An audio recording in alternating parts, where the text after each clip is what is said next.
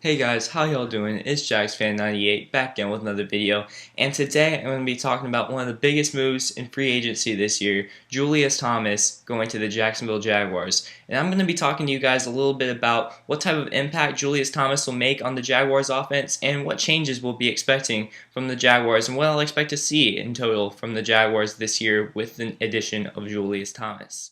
Now, the Jaguars put a lot of money into acquiring Julius Thomas, and it's very easy to see why looking at those numbers. From a tight end having 108 catches, 1,277 yards, and 24 touchdowns is outstanding.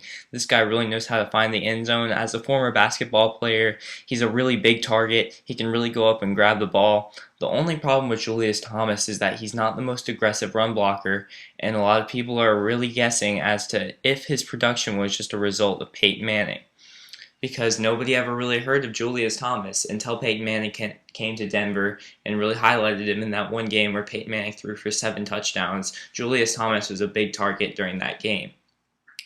Now, Julius Thomas, like I said, he's not the strongest blocker, but that's not why the Jaguars acquired him. The Jaguars needed a weapon on offense, and they got that in Julius Thomas. He's definitely a big target, and he's going to help Blake Bortles get the ball down the field, kind of get the ball out of his hands. He'll have a reliable receiver. Now, Allen Robinson is going to be progressing, and he's going to be a good receiver in my opinion. I think Allen Hurns has potential. Marquise Lee has potential. But Julius Thomas is the only guy out of that group who has proven that he can get it done week in and week out like he's done with Denver.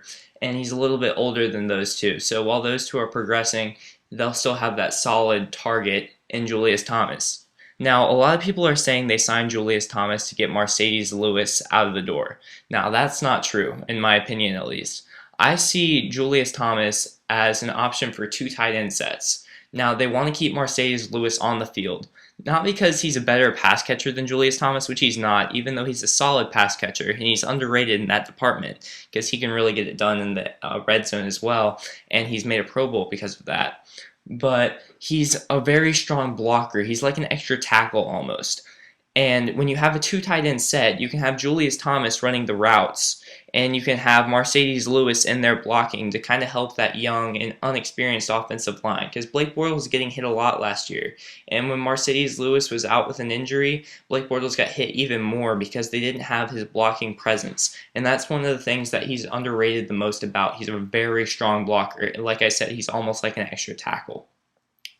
Now, Marcedes Lewis can also catch the ball, so if the offensive line really starts doing better, they'll be able to keep running those 2 tight end sets, but you'll never know if they're going to keep Marcedes Lewis in the block or send him out on a passing route. Now, they're definitely going to put Julius Thomas out there on routes the majority of the time because he's not the best blocker in the world, and they're probably going to keep Marcedes Lewis in to block the majority of the time. But like I said, that's really going to solidify the offensive line, give Blake Bortles a lot more time, and give him a versatile weapon that he can really get a lot done with this year, and I really like having that target.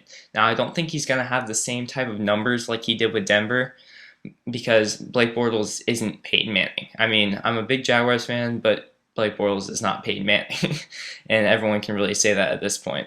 But he could progress to be a really good quarterback. Maybe one day he will be that caliber. I don't know, but right now he's not Peyton Manning. And also he doesn't have anyone to really take away the attention that he got in Denver. Like in Denver, you couldn't really key in on Julius Thomas because there was Demaryius Thomas, there was Wes Welker, and a few years ago there's Eric Decker, and then there's Emmanuel Sanders. You just couldn't key in on him because there were so many other weapons. But in Jacksonville, sure, there's Allen Robinson, but like I said, he hasn't proven himself yet. And so they can really key in on Julius Thomas, but he's still a hard player to cover because he's too big for cornerbacks and he's too fast for linebackers. So I'm really going to like to see this matchup and how he plays out in the Jacksonville Jaguars offense. I'm really looking forward to seeing him play this year. Alright guys, I hope you enjoyed the video. That's all for today.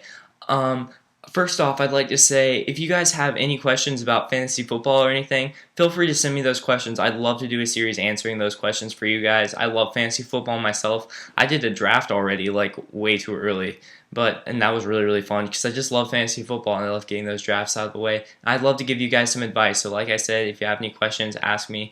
If you have any series ideas, ask me. Send those in the comments. If you have any teams you want me to do for the top 3 breakout players for each team, leave that in the comments. I'd love to get some questions from you guys and see some teams you want me to do videos on, because I'm not gonna have time to do the breakout players for every single team. So I want to get the teams you guys want to see on here.